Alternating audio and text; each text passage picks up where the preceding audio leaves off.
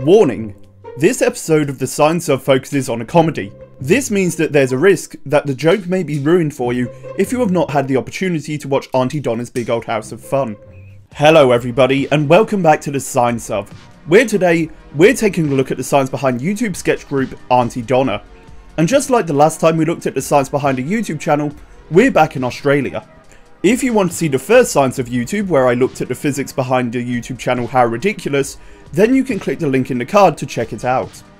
And of course, before we begin, if you enjoyed today's video, then don't forget to leave a like, comment and subscribe to the channel for the opportunity to explore more of the science behind your favourite games, shows and more. If you're not aware of Aunty Donna, they're a sketch comedy group from Melbourne, Australia, and consists of 6 members with 3 performers, Mark Bonanno, Broden Kelly and Zachary Ruane, who started by performing live shows at the Melbourne International Comedy Festival before expanding their tours to the rest of Australia as well as the UK and North America.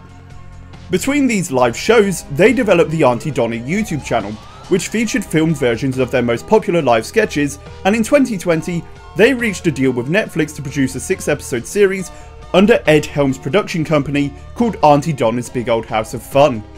This sketch show features a lot of sketches that we could look at from a scientific perspective.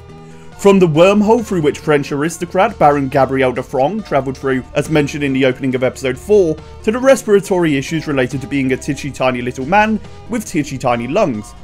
But today, we're taking a look at the first sketch of the series, Everything's a Drum. Similar to sketches like a parody of the television show Ellen, this sketch started out as a part of their live shows and was transitioned with a few changes into the new series. It begins simply enough, with the proclamation that everything is a drum. Everything's a drum! Everything's a drum! Everything's a drum! Everything's a drum! And from there, it divulges into the set being damaged, with Broden punching a wall, followed by Mark jumping through it. This of course brings up a couple of questions. First of all, can everything and anything be a drum? And second of all, can drumming result in growing more and more euphoric to the point of not feeling pain of punching or jumping through a wall? To answer this first question, we need to understand what a drum is and how music works. This involves a little bit of maths and a little bit of physics. The first thing that everyone needs to know about music and sounds is that it's based on vibrations creating waves of energy. But big deal, music and noise are both made from these vibrations and waves.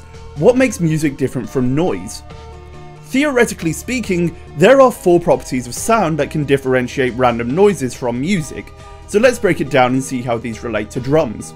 When looking at if everything's a drum, we have to know why a drum sounds like a drum, and this should be pretty simple, right?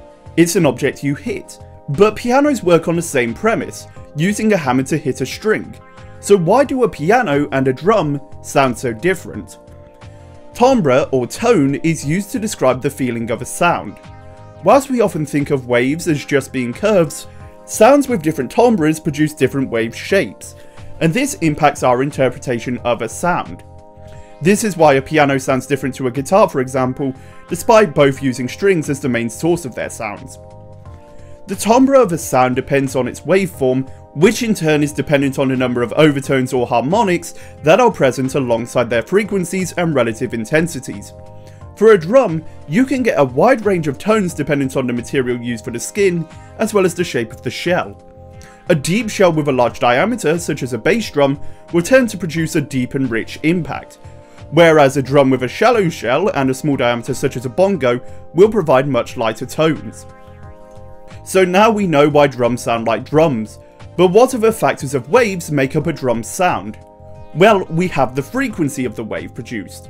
Changing the frequency of a wave will lead to a change in the pitch of a note, making it either higher or lower. In order to do this for a drum, you can do one of 3 things. You can tighten the skin of the drum, increasing the tension and increasing the speed of the vibrations, resulting in a higher pitch. Or conversely, you can put a thicker skin on the drum, which will decrease the rate of vibrations and lower the pitch produced. As well as this, it will also depend on where you hit the drum, because the tensions will be slightly different as you move from the centre out to the edge. After pitch, we have amplitude, otherwise known as the dynamics of a wave. In music, we use Italian descriptive terms for this, such as piano meaning softer or forte meaning louder. The amplitude of a wave is the maximum displacement and distance moved by a point in a single vibrating body from its position of equilibrium. meaning that it's equal to 1/2 the length of a vibration path. For a drum, this amplitude is measured by the maximum distance of the drum skin from its position when it's at rest. The final property of sound is the duration that the pitch or tone lasts.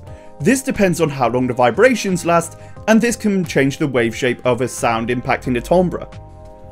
With drums, the duration of a tone will depend on the tightness of the skin and if you pull away after hitting it. So, considering all of these key properties that make something a sound rather than just a noise, are these examples of drums from the sketch actually drums going by that very loose definition of something that can be hit and have timbre, pitch, dynamics and a duration? This could pretty much apply for everything on the planet, besides Zachary's relationship with his mum, which has no physical component to produce sound waves of any kind. But yes, every single item on the set could technically be considered a musical instrument, even the wall that Broden punches. But coming back to that punch, we may now know that everything can indeed be a drum by sharing the same properties as sound, but what is the impact of this drumming on the human body? As we see throughout the song, the more drumming the boys do, the more energetic and destructive they become, so this begs the question, how does drumming impact your brain, and can it make you feel invincible to the point of being able to punch through walls and smash glass bottles in your bare hands? Well, surprisingly, yes. But it may not be as extreme as illustrated in the sketch. A study conducted by the University of Oxford, Performance of Music Elevates Pain Threshold and Positive Effects, Implications for Evolutionary Function of Music, by psychologist Robin Dunbar, showed that individuals who participated in musical activities such as drumming released endorphins that increase their pain threshold. Now, you may have heard the term endorphins in relation to a lot of activities such as exercise, but what exactly are they and how do they control pain receptors? Endorphins, otherwise known as endogenous morphine, are opioid neuropeptides that are naturally produced in the body to block the perception of pain as well as to exaggerate feelings of pleasure. These endorphins have been traced back to the precursor pro-opiomelanocortin polypeptides or proteins that consisted of a whopping 241 amino acids. This polypeptide is broken down by the enzyme prohormone convertase, which if you break down the name just means it speeds up the conversion of prohormones. This produces 93 amino acid chains called beta lipoproteins. But we're not done. These beta lipoproteins are broken down once again with enzymes to produce molecules called beta melanocyte stimulating hormones and endorphins. These endorphins can belong to one of three groups, alpha, beta or gamma, and each of these has their own unique polypeptide sequence. These endorphins have mechanisms that can be viewed in one of two different lenses, looking at the peripheral nervous system and the central nervous system, with each of these using specific endorphins and receptors. In the peripheral nervous system, the perception of pain relief is produced using beta endorphins, which bind to one of four G protein coupled receptors, mu, delta, kappa, and nociception G. Within these receptors, it's the mu receptor that have the greatest binding affinity to beta endorphins. These receptors are found throughout the peripheral nervous system, and when the endorphins bind to them, chemical events occur that prevent the release of chemical known as substance P, an undecapeptide that consists of 11 amino acids that has a few roles in many systems, memory processes, angiogenesis, and cell growth and proliferation. To get a more complete picture of how endorphins limit pain, we need to take a look at what happens when you actually feel pain. Let's say that you were to punch a drum that just so happened to look like a wall. The body observes pain thanks to free nerve endings in the skin that contain pain and temperature receptors. After punching the drum, a signal is produced from the free nerve ending, and it travels along small unmyelinated axons to the synapse of the spinal cord. In this axon, there are many vesicles that contain the substance P and glutamine.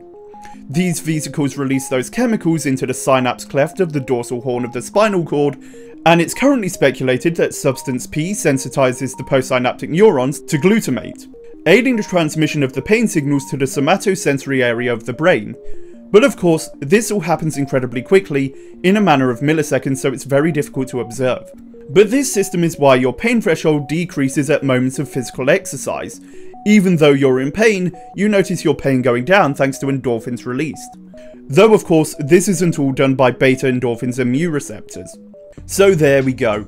Not only can everything be a drum, but drumming is probably just as beneficial for pain relief as gentle exercise. And whilst Aunty Donna's sketch is definitely surreal, it's very possible that drumming as much as they do could make you feel almost invincible, even if I can't recommend jumping through walls or breaking bottles in your hands. Now of course, you may be thinking that this was a lot of research to do for a comedy video, and you are absolutely right. But I've been looking for an excuse to do another Science of YouTube video for a while, and this was kind of just the perfect opportunity.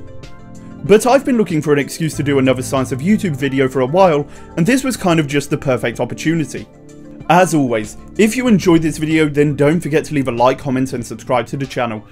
And if you want to help combat the ever-changing and frustrating YouTube algorithm, make sure you share the video to help my channel grow. If you have any scientific subject or topic that you'd like to see me cover in the future, then please tell me in the comments down below. As well as that, follow me on Twitter to get updates on the latest science of videos, and join my Discord for chats about science, gaming and more. But until next time, this has been the Science of Aunty Donna's Big Old House of Fun. I'll see you next time. Thanks for watching. If you're looking for game-based content, then you can join me over on Twitch, where I livestream 3 times a week playing all manner of games suggested by the community. Or, if you want to support the channel even further, you could contribute to my Patreon, where you'll get the behind-the-scenes access to the creation of all videos, as well as being able to vote on what the next Science of video will be.